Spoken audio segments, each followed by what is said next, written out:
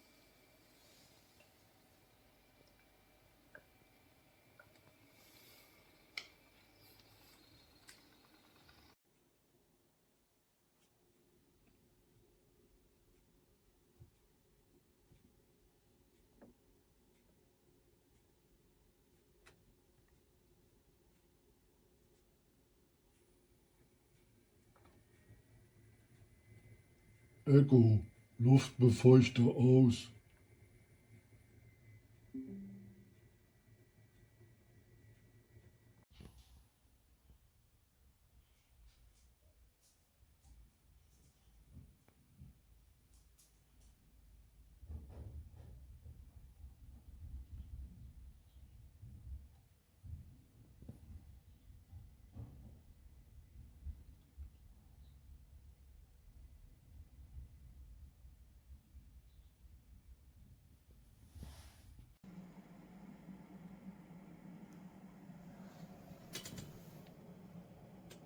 Alexa, turn my humidifier off.